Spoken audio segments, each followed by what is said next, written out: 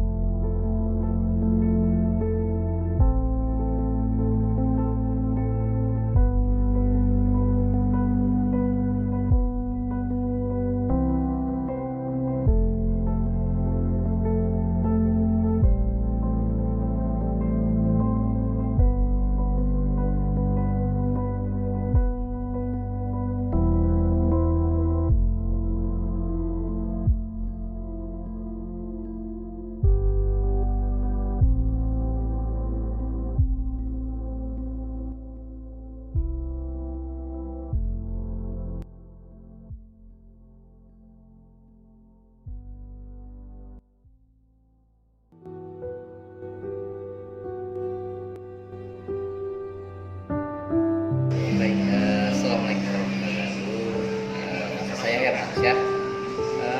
Saya salah satu bagian di bidang kuliner, yaitu makan yang konsep makan Padang. Nama saya Pak Ajis. Ya, profesinya sebagai buka rumah makan Titis, Jalan Pangeran Natakusuma.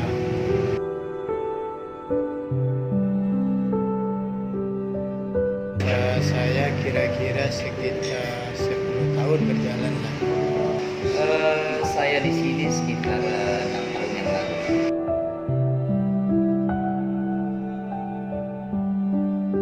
Selama berjalannya ini kendalanya sih secara teknik, dalam memasarkan jualan kita tidak ada kendala yang berarti, melainkan semua kendala itu tergantung perputaran ekonomi daripada globalnya.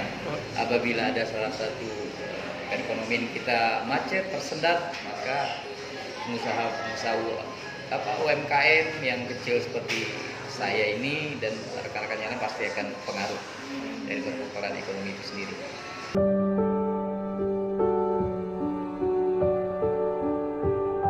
Untuk waktu-waktu terakhir ini, khususnya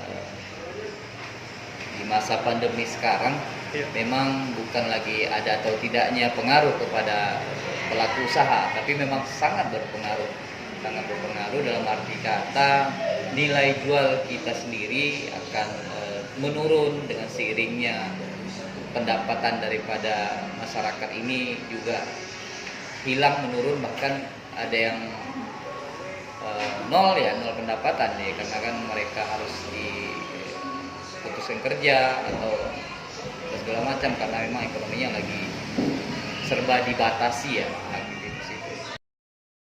Memang di sini apabila dan sama-sama kita ketahui ya, anak sekolah dan para mahasiswa dan mahasiswi juga banyak diliburkan, akhirnya mereka juga banyak pulang kampung, dan seiringnya itu berdampak juga kepada pelaku usaha. Saya salah satu contohnya. Dampak yang kelihatan jelas yang ada di usaha saya ini adalah awalnya kemarin itu di tahun 2020 ya, 2020 di pas akhir November itu saya tutup sebelah. Jadi awalnya di dua pintu. Awalnya 2 pintu, akhirnya karena memang ekonomi memang sakit, sulit, akhirnya saya tidak mampu lagi untuk mengambil 2 pintu untuk sewa rukonya. Kemudian di sisi lain juga karyawan saya yang awalnya 13 orang sampai hari ini tinggal 4 orang saja. Iya, luar biasa sekali ini efek daripada pandemi ini.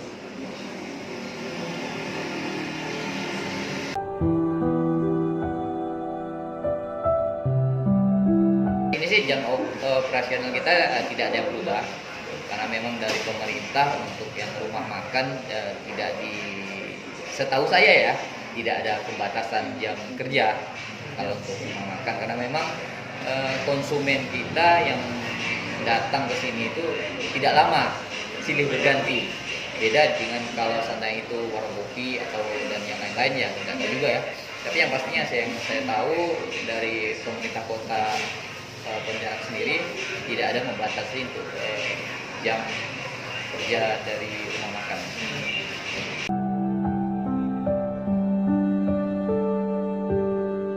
Yang begitu nonjol otomatis para pelanggan kita juga tidak seperti semula. Memang kalau di lingkungan saya sini atau pangsa pasar saya di sini adalah boleh saya katakan 70% adalah mahasiswa.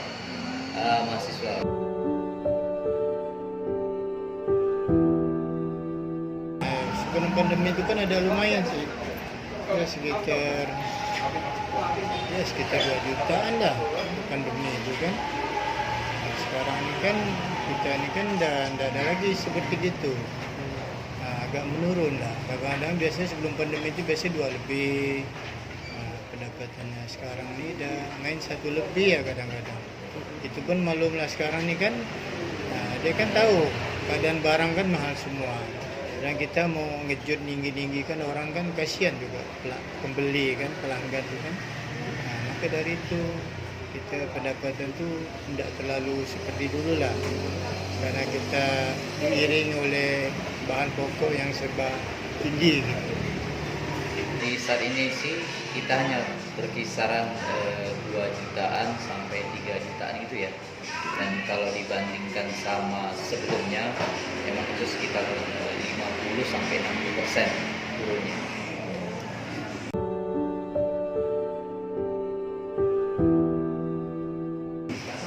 Seperti yang saya juga tadi katakan bahwasanya di awalnya karyawan saya itu 13 orang. Sampai saat ini salah satu trik saya lah untuk mampu bertahan, ya mau nggak mau karyawan saya mesti saya kurangi. Ya kita mengatasinya tuh yang penting kita juga tidak terlalu istilahnya tuh tidak memfokuskan berlebihan lah. Yang penting cukup lah kata orang kan. Untuk kita makan minum sehari-hari ini yang penting cukup itu jadilah. Yang penting daripada kita merosot benar kan. Kita kan sakit juga. Yang penting kalau sekarang ini istilah tu makan minum tu dah anak-anak ni dah lepas lah dah. Kita pun tidak juga mengharapkan lebih, tidak usah lah. Tak tahulah keadaan berlanjut apa, kalau dah pandemi dah selesai mungkin keadaan normal. Jadi kan berubah lagi lah kita pendapatannya kan gitu.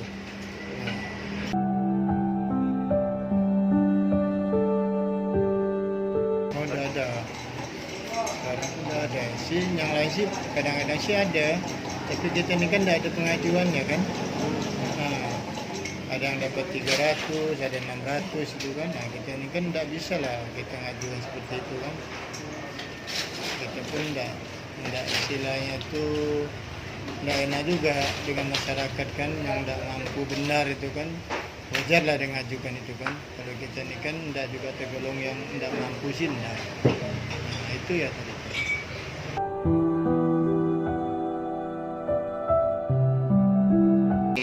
Kita juga sudah menyediakan saran daripada pemerintah kita, yaitu cuci tangan, menggunakan masker. Ya, sudah cuci tangan sudah kita sediakan di depan, dan kita juga sudah memasang plang ajakan untuk mencuci tangan, pakai masker dan pakai hand sanitizer.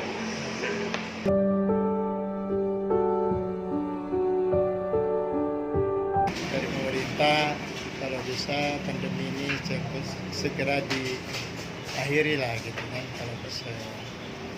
Pengusaha kuliner yang berdekatan kita nih ya, UMKM ya, apa ya, nggak ada pesan yang gimana sih ya, tetap sabar aja lah, mampu bertahan aja udah syukur kita. Mampu bertahan aja sudah syukur, tetap usaha dan semangat aja.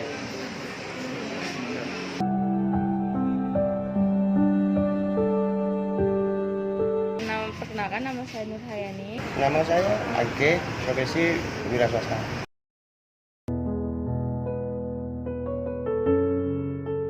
Keadaan ekonomi karena kita mahasiswa mungkin ya,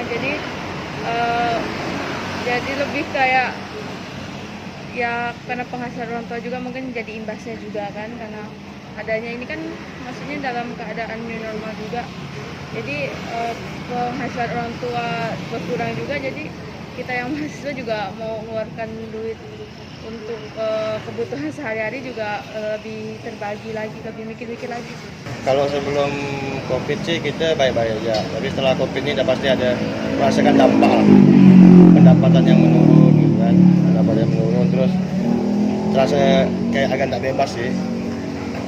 Yang dilakukan kemarin sempat dilakukan PSBB, nah, kita merasa tak bebas ya gitu.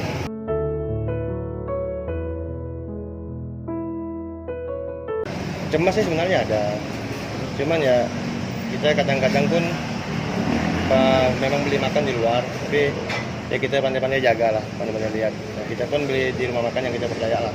Macam saya langganan di sini, karena saya percaya di sini aman, insya Allah aman.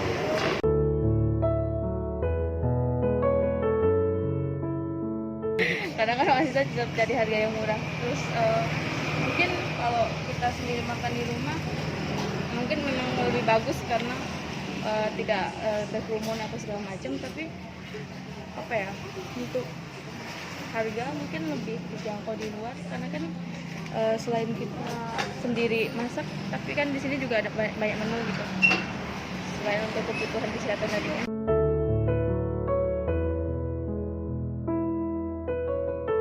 Kalau dari segi rasa sih enggak ada, kalau dari segi harga ya masih sama sih, masih standar sih menurut saya. Enggak ada perubahan gitu. Lebih ke ini ya, mereka lebih kayak ke variasi menu yang tadinya mungkin hanya menu sayurnya 5 atau 3, sekarang lebih banyak kan, karena itu kebutuhan akan mengisi untuk ini kan, daya tahan tubuh juga kan, biasanya kayak gitu, lebih bersih lagi sih dilihat, kebersihannya lebih dijaga lagi.